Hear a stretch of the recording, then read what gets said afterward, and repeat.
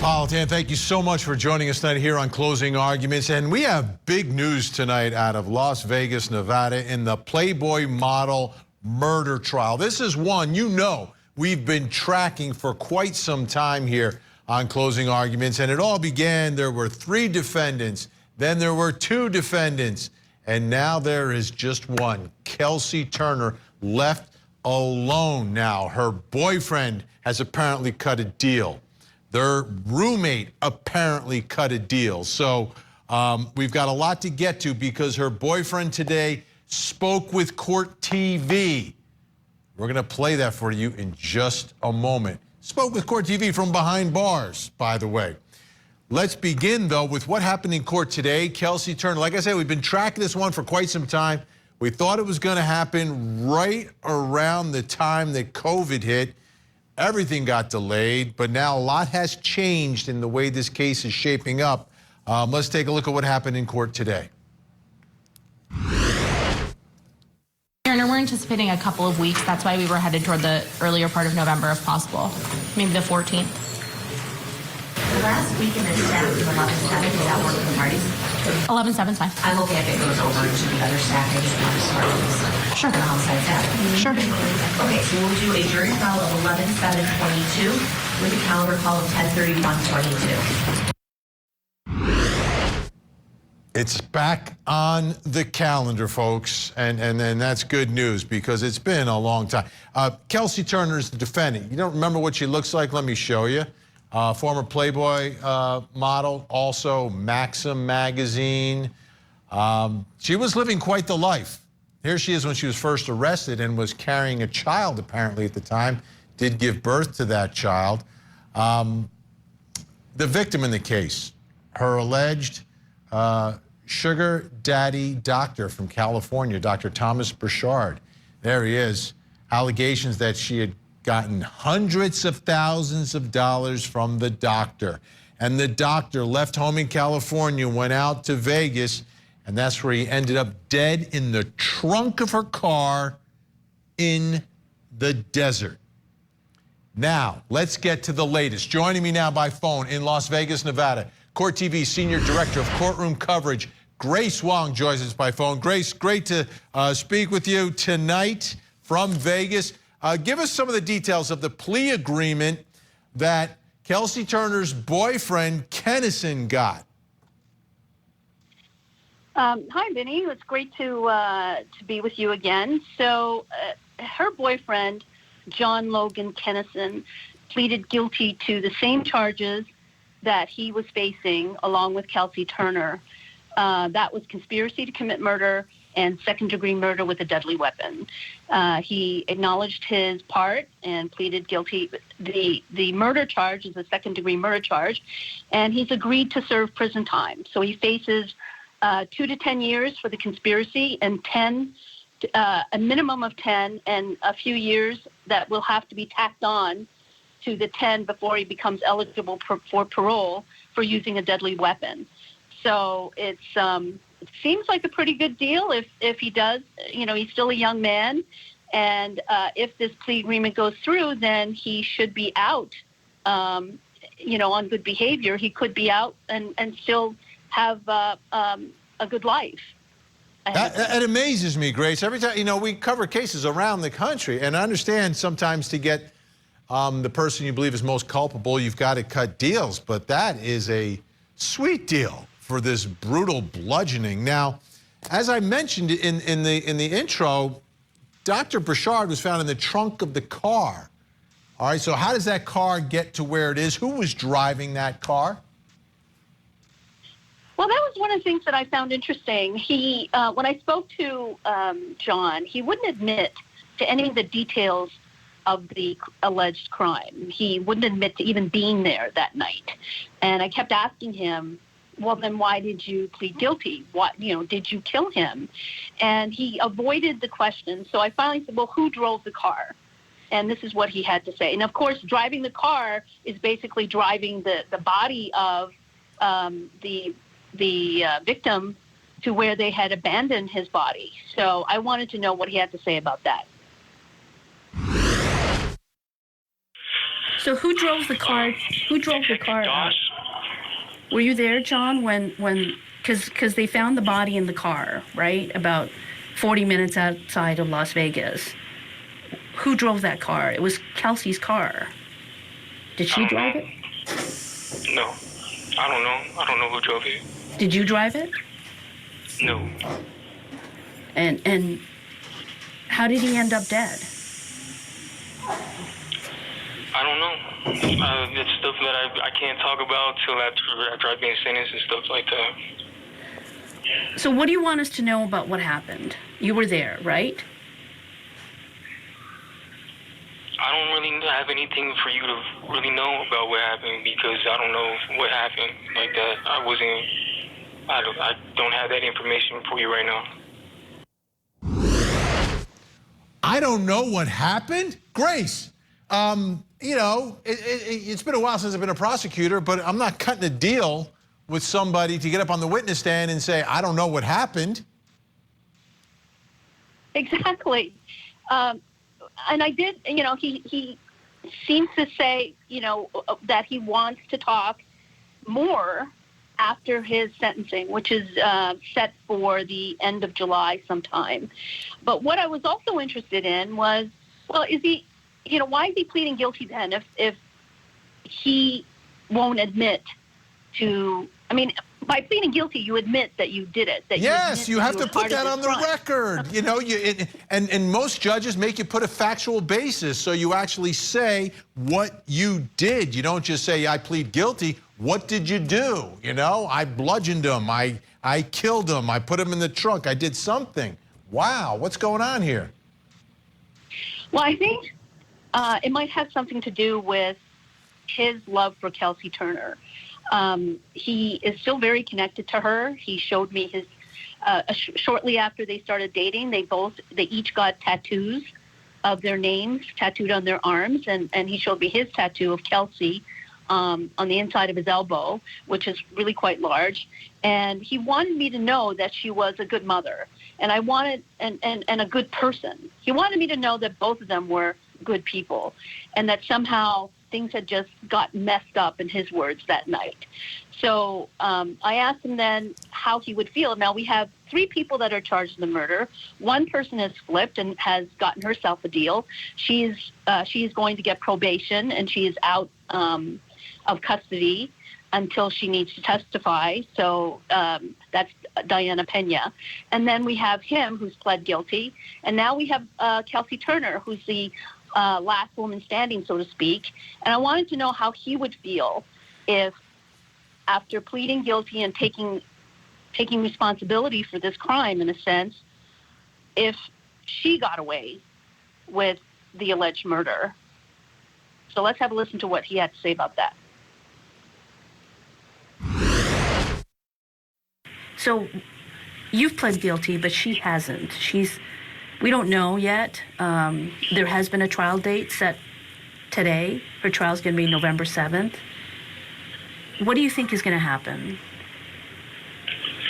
I don't know. Hopefully she can go home.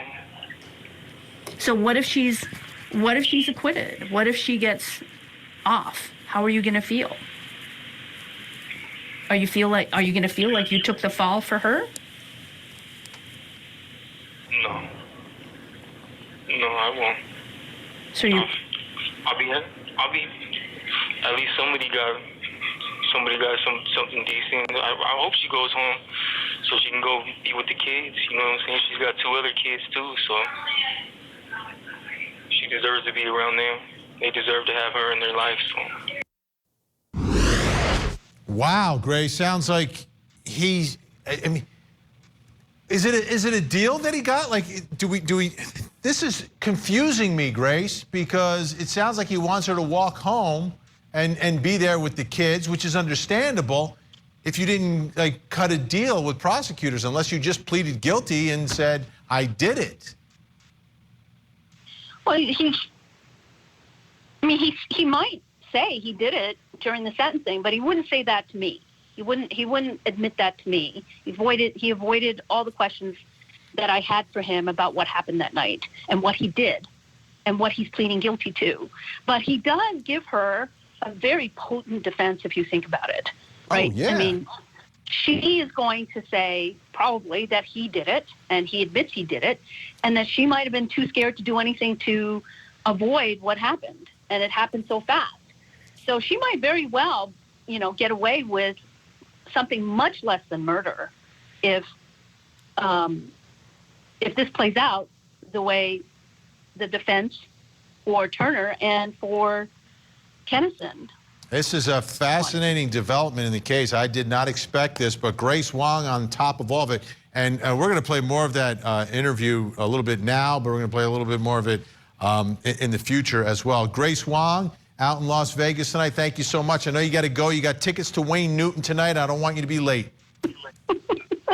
Okay. Thank you, Vinny. All right. Let's bring in our think tank. What do they have to say about all that?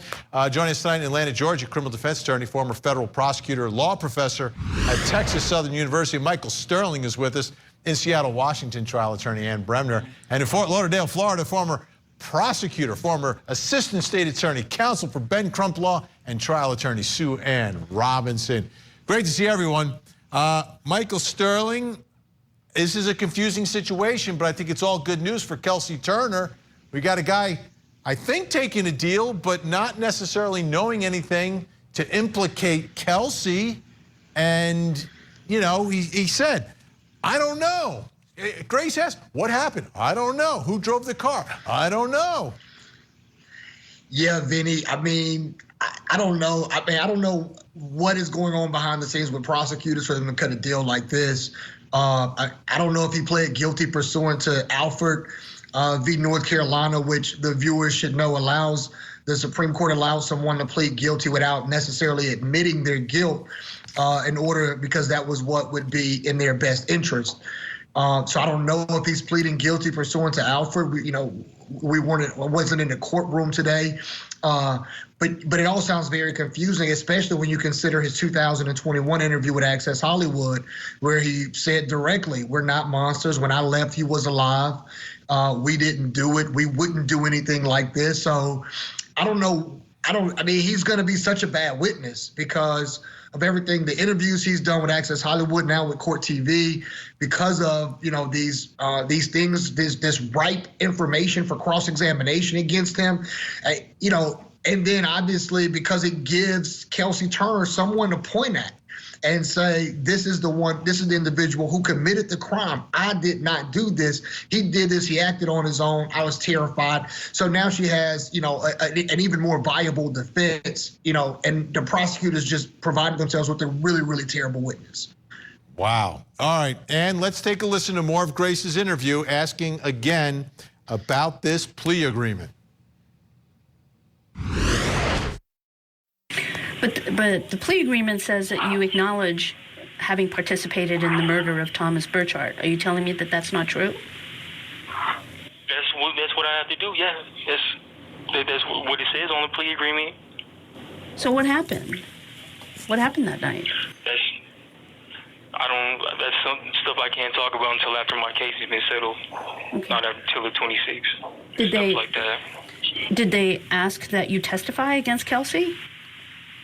No. Will you testify against Kelsey? No.